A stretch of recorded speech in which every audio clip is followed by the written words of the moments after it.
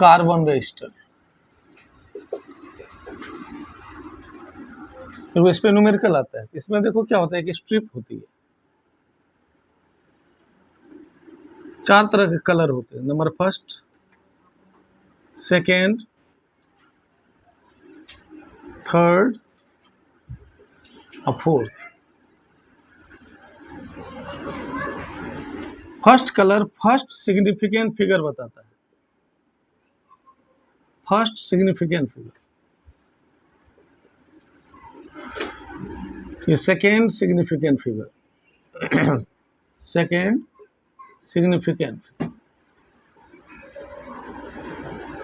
ये 10 to the power x, x की value होती है, कितना है यार।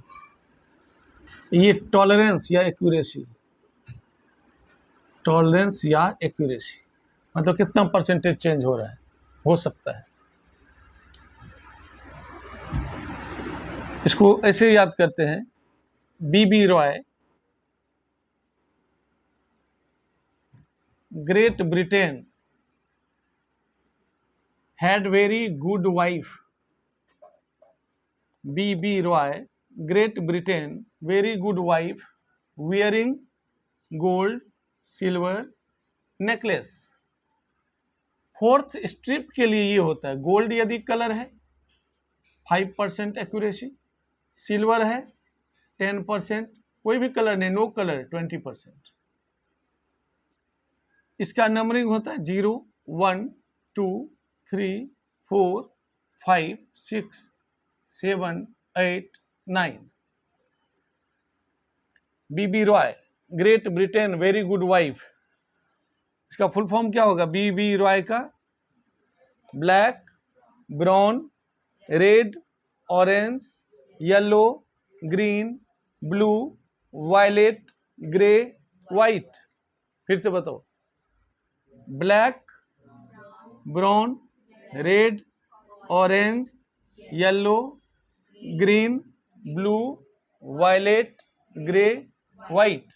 अब जैसे एग्जांपल, यदि मान लो कह दिया ये कार्बन फर्स्ट है रेड कलर का, फर्स्ट ये कलर कैसा है? रेड। दूसरा कह दिया येलो, और तीसरा बोल दिया ऑरेंज, और फोर्थ बोल दिया गोल्ड। तो रेजिस्टेंस कितना होगा इस कार्बन रजिस्टर का? देखो कैसे करते हैं, रेड मीन्स रेड का वैल्यू कितना है? 2, black, brown, red, orange, yellow, green, blue, violet, grey, white, तो 2 हो गया वैल्यू। दूसरा कलर क्या है? येलो, येलो का देखो 4, तो 24 हो गया, multiplied by 10 to the power. तीसरा है ऑरेंज, ऑरेंज क्या है? 3, दिस इज द ओम, इतना ओम रेजिस्टेंस हुआ इस कार्बन रजिस्टर का। अब plus minus, gold means 5%, this is the resistance of this carbon register. ऐसे निकालते हैं, ये प्रैक्टिकल में भी पूछा जाता है। कार्बन रजिस्टर स्ट्रिप दे देगा, उसमें कलर रहता है ऑलरेडी, फिर कहेगा बताओ इसका कितना होगा रेजिस्टेंस। ये 5% का मतलब होता है ये कितना इसमें फ्लक्चुएशन हो सकता है, कम या ज्यादा। Black, brown, red, orange, yellow, green, blue, violet, grey, white. B B Roy great Britain had very good wife wearing gold silver necklace. Fourth strip के लिए ये 3 होता है। यदि मान लो इसमें कोई कलर ही नहीं देता तो लिखता है यहाँ पे क्या? Plus minus 20%। चलो 1-2 क्वेश्चन मैं करता हूं इस पे।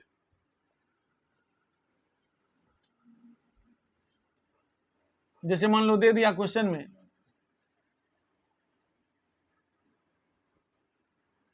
अब क्वेश्चन करा देता हूं इस पे।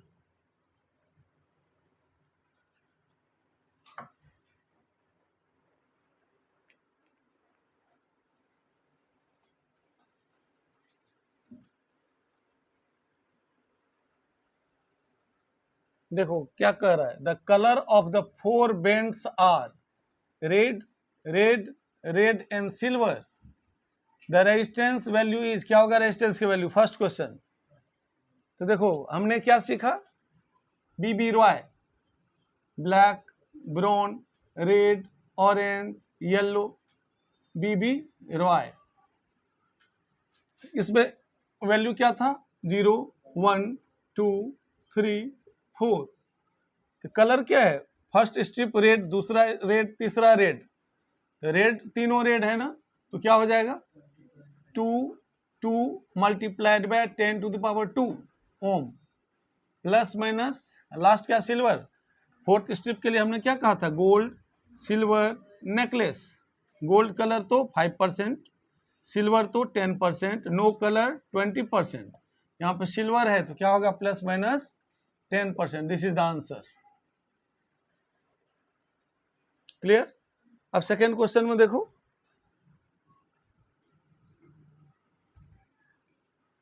सेकेंड में क्या कह रहा है, फर्स्ट का आ गया समझ में, देख लो ध्यान से। सेकेंड क्या है, क्वेश्चन कह रहा है सेकेंड में the colours of the 4 bands are yellow.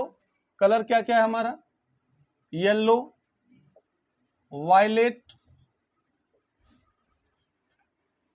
Brown और गोल्ड।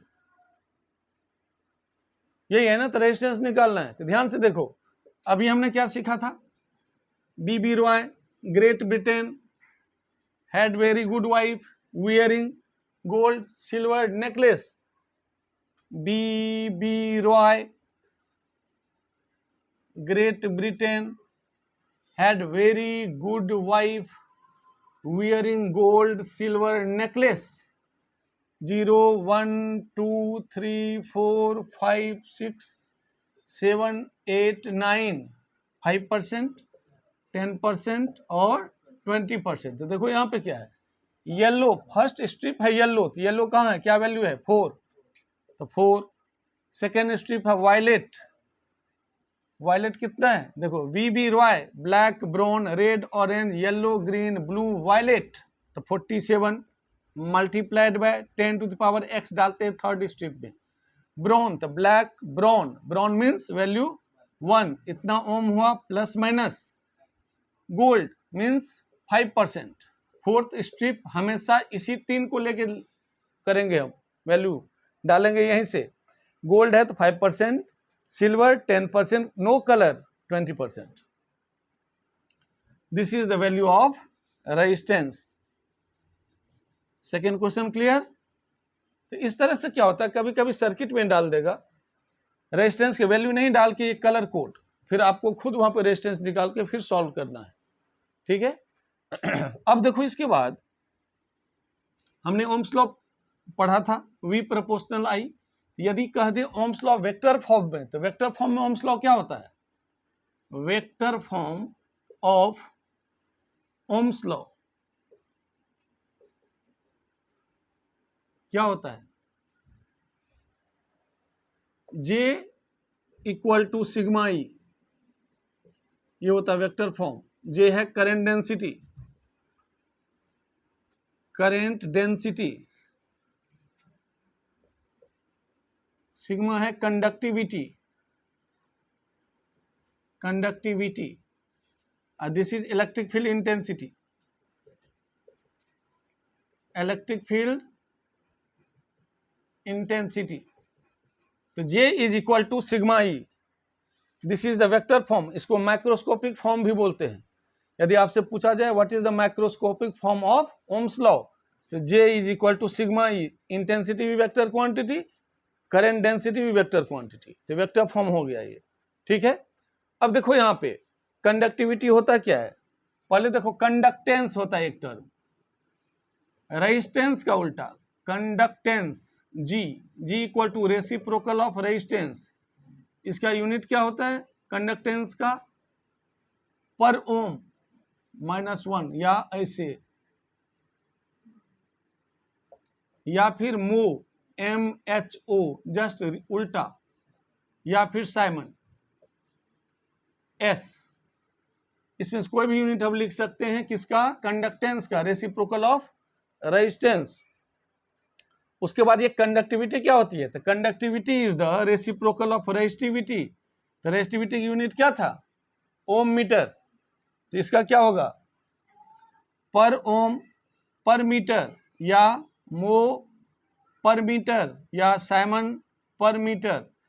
इसमें से कुछ भी एक आप लिख सकते हो कंडक्टिविटी की यूनिट। समझ में आया? इसको नोट कर लो। कर लिया? चलो अब देखो एक कंसेप्ट आता है ड्रिफ्ट वेलोसिटी। तो ड्रिफ्ट वेलोसिटी क्या होता है?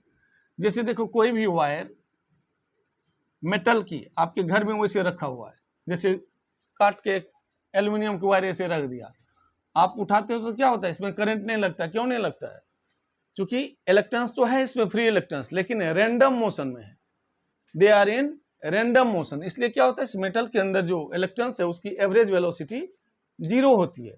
तो ड्रिफ्ट वेलोसिटी फंडा क्या है? देखो drift velocity, it is the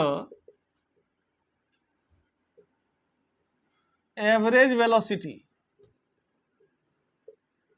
of electrons.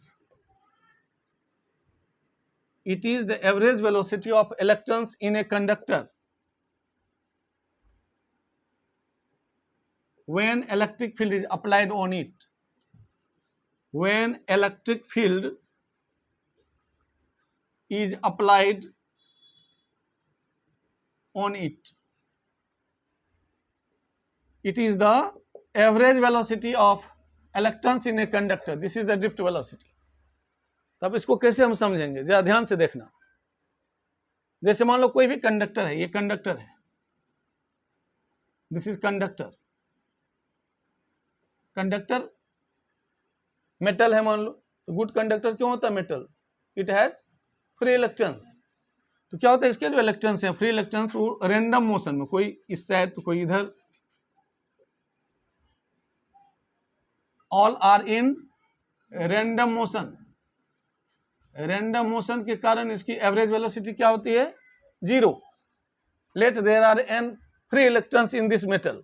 n free electrons है, फर्स्ट की वेलोसिटी है u1, दूसरे की u2, सो ऑन un। यदि इसका एवरेज वेलोसिटी निकालेंगे तो this will be 0। As the average velocity of electrons is 0, इसलिए क्या होगा? करंट हम लोग को नहीं लगता है। क्यों नहीं लगता है? क्योंकि यहाँ पे एवरेज वेलोसिटी 0 हो गई। फिर जब हम इसमें इलेक्ट्रिक फील्ड अप्लाई करते हैं तो सारे इलेक्ट्रॉन्स किधर मूव करेगा? अगेंस्ट द डायरेक्शन या opposite to the direction of electric field. Why? क्योंकि जब भी हम पॉजिटिव चार्ज को इलेक्ट्रिक फील्ड में रखते हैं, इलेक्ट्रिक फील्ड में पॉजिटिव चार्ज को, तो इस पर फोर्स लगता है QE along the direction of field. Electron पे चार्ज क्या होती है? निगेटिव, इसलिए इलेक्ट्रॉन किधर मूव करेगा? Opposite to the direction of electric field. Its value will be small e into intensity. Small e is the charge on electron. तो अब क्या कहते हैं, हमने क्या देखा? एवरेज वेलोसिटी क्या है इसमें? 0। When no electric field is applied, इस समय क्या है? Electric field 0। हमने इलेक्ट्रिक फील्ड अप्लाई नहीं किया कंडक्टर पे। अब क्या करते हैं, जब हम इलेक्ट्रिक फील्ड इसमें अप्लाई करते हैं तो उस समय जो एवरेज वेलोसिटी है that will be the drift velocity, उसे हम ड्रिफ्ट वेलोसिटी बोलते हैं। तो अब जैसे देखो हमने कंडक्टर में क्या किया? अप्लाई कर दिया। किसको अप्लाई कर दिया? Electric field.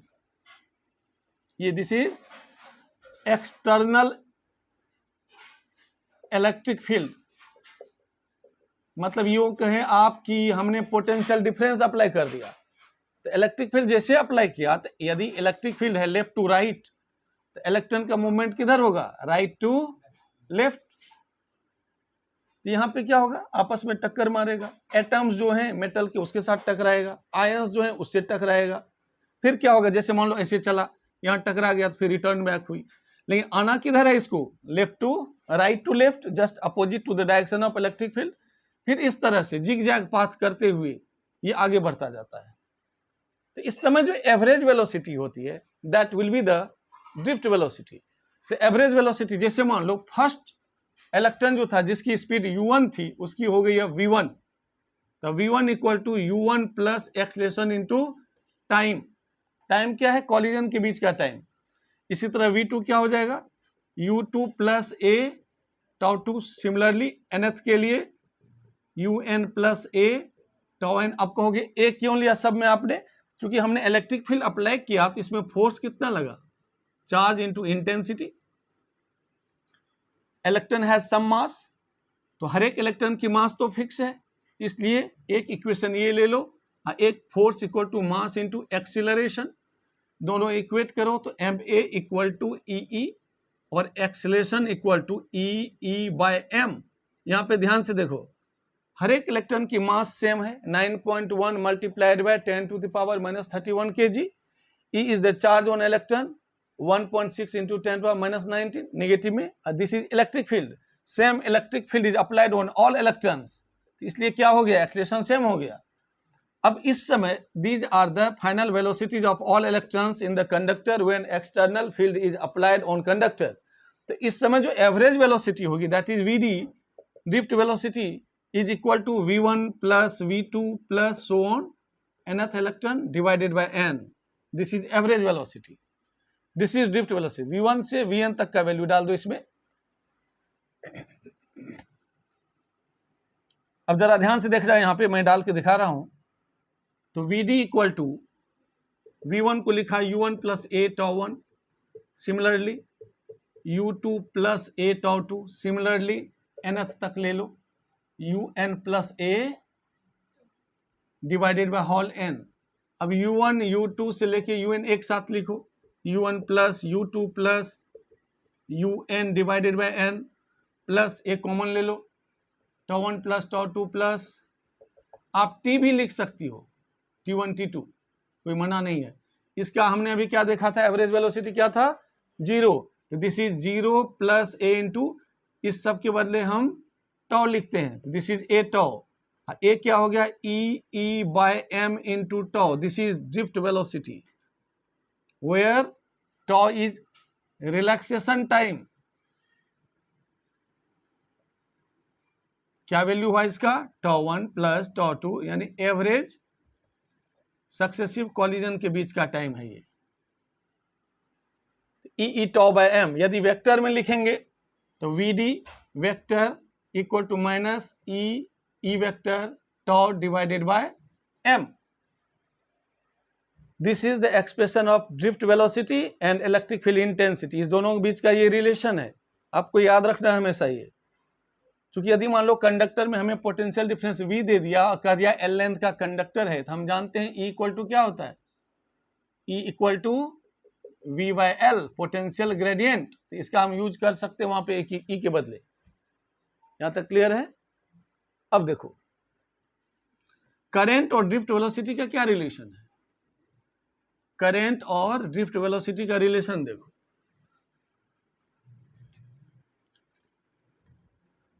relation between current and drift velocity।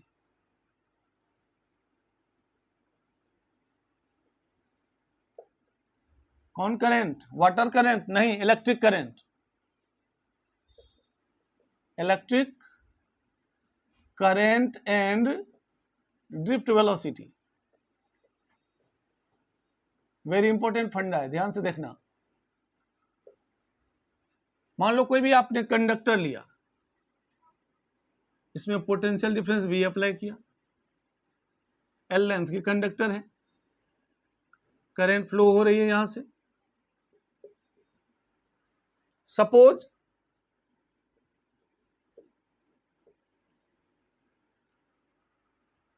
n number of free electrons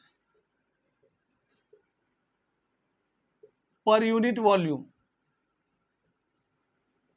इसको नंबर डेंसिटी भी बोलते हैं, number of free electrons per unit volume. A is the area of cross section of the conductor and L is the length, तो total volume of the conductor क्या होगा, of conductor equal to A area into length AL। If small n is the number of free electrons per unit volume, तो total number of free electrons कितना होगा conductor में, n multiplied by volume. तो total number of free electrons in a conductor will be n into AL। अब हम क्या जानते हैं, चार्ज क्या होता है, कितना चार्ज फ्लो होगा, तो Q equal to N E, let this is capital N, इसको मैंने कैपिटल एन कहा, total number of free reluctance को, तो Q equal to N E, N के बदले डाल दो NaLe या फिर LeNa लेना, याद कर लो, Q इक्वल टू लेना, ये फर्स्ट इक्वेशन हुआ।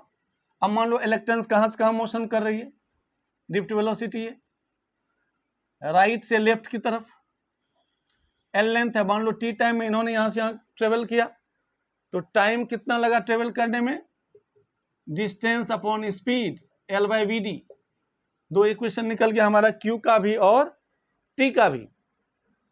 हम जानते हैं electric current equal to rate of flow of charge, charge upon time, charge क्या था लेना LeNa, ये है L by V D, L cancel, तो I इक्वल टू कितना हो गया वीना, VENA, this is the relation between current and drift velocity, I equal to वीना, डी भूल जाओ, V means drift velocity, VENA, Veena, where VD drift velocity, small e charge on electron, n number of electrons per unit volume in a conductor, and A is the area of cross section of the conductor।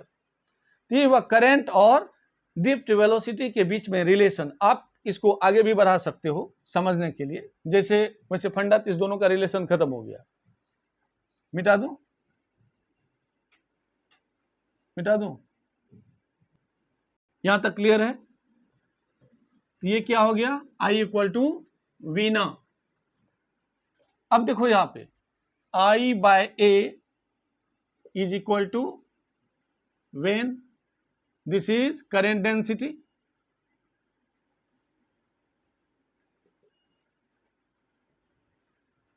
हम चाहे तो और इसको आगे बढ़ा सकते हैं, Ohm's law तक पहुंच सकते हैं वेक्टर फॉर्म में। कैसे, तो देखो J इक्वल टू हम क्या कह सकते हैं, ये क्या हुआ E tau by M, EN, इसको लिख सकते हैं NE square tau by M into E, this is conductivity. तो J हो गया vector equal to sigma into E, इसको हमने प्रूफ कर दिया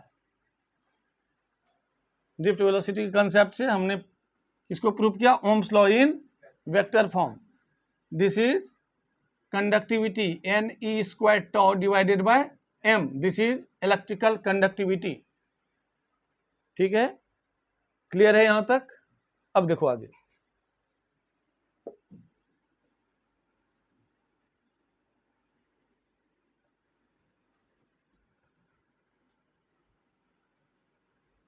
हमें यदि ये पूछा जाए कि जैसे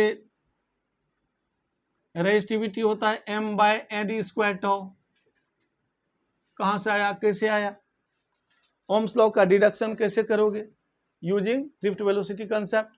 तो हमने क्या देखा, वीना इज इक्वल टू I, तो VD equal to I by ENA,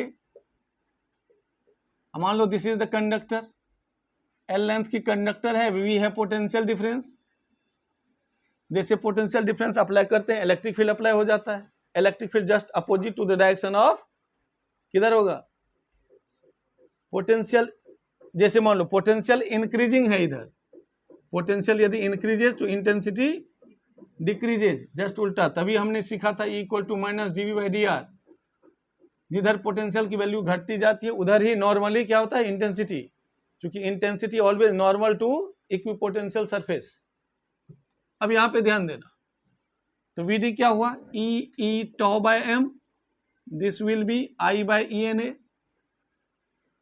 और E equal to MI divided by NE square tau A, E क्या होता है potential gradient V by L equal to M by NE square tau A into I, तो V equal to ML divided by NE square tau A into I, this is resistance. तो यहां से देखो V equal to RI and V proportional I, this is Ohm's law, where R equal to ML by NE square tau A, और this is specific resistance rho L by A, जहाँ पे rho क्या है m by N E square tau, this is resistivity. ध्यान से देख लो, इसके बाद मैं स्टेप यहाँ ले गया। क्लियर है?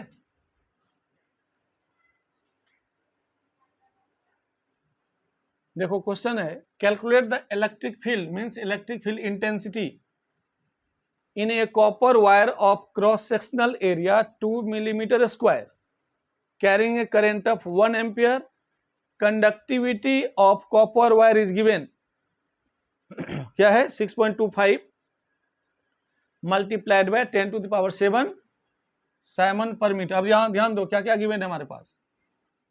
Area of cross section A given है हमारे पास, कितना 2 मिलीमीटर मतलब 10 to the power -6 metre square, क्योंकि 1 mm कितना होता है 10 टू द -3 मीटर, तो 1 mm स्क्वायर क्या हुआ 10 to the -6 metre square. Current is given, current की वैल्यू कितनी है 1 एम्पियर। हमने अभी कहा था ओम्स लॉ वेक्टर फॉर्म में क्या था, J is equal to sigma E और intensity will be J by sigma. Ohm's law यही था, J equal to sigma E in vector form, तो intensity will be current density by sigma. Current density क्या होता है current upon area of cross section into sigma, value डाल दो intensity निकल गया, तो E विल बी करंट की value 1, area 10 to the 2 multiplied by 10 to the -6 6.25 into 10 to the power 7, ये डेसिमल हटा दो 100 हो गया, 25 4 जा और 25 2 2 जा 2 बाय 250। कैलकुलेशन का बेस्ट तरीका है 4 से मल्टीप्लाई 4 से divide, 8 multiplied by 10 to the -3। Intensity unit volt per metre या फिर जूल पर कूलम, जो लिखना है, this is the answer.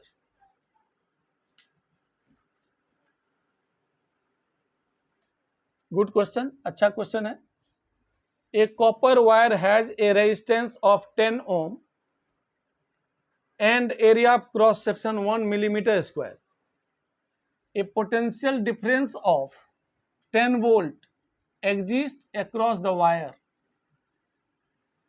Calculate the drift speed of the electrons if the number of electrons per cubic meter in copper wire is इतना। देखो क्या क्या given है, एक कॉपर वायर है, कितना पोटेंशियल डिफरेंस अप्लाई किया 10 वोल्ट, यही है ना, कितना है 10 वोल्ट। इस वायर की रेजिस्टेंस कितनी है 10 ohm. Number of free electrons कितना है इसका 8 multiplied by 10 to the power 28। क्या क्वेश्चन पूछ रहा है आपसे ड्रिफ्ट स्पीड, तो देखो I इक्वल टू वीना, यही बताया था। अच्छा एरिया ऑफ क्रॉस सेक्शन ये दिया हुआ है, एरिया ऑफ क्रॉस सेक्शन, यदि करंट यहां से पास हो रही है, this is the area of cross section, कितना है एरिया 1 mm स्क्वायर, यानी 1 multiplied by 10 to the power -6 metre square. तो I इक्वल टू वी ना, तो V D equal to I by E ना, ई एन ए। I क्या होता है potential difference by resistance, E N A डाल दो वैल्यू। करंट को हमने V बाय आर लिया, चूंकि V equal to I R, डाल दो वैल्यू, तो V की वैल्यू हमारे पास है 10 होल डिवाइडेड बाय R की वैल्यू है 10 मल्टीप्लाइड बाय E है 1.6 इंटू 10 टू द -19, N है 8 मल्टीप्लाइड बाय 10 पावर 28, एरिया है 10 पावर -6। कैलकुलेट करो,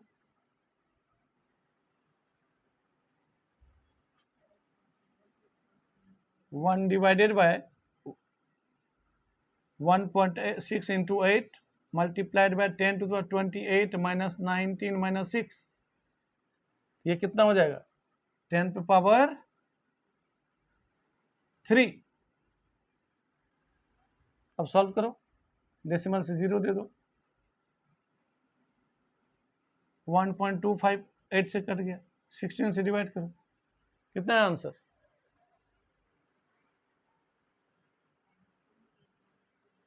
7 पॉइंट, हाँ जो भी, हाँ जो भी है कर लो। तो 7 पॉइंट, चेक करो तो डिवीजन है सिंपल।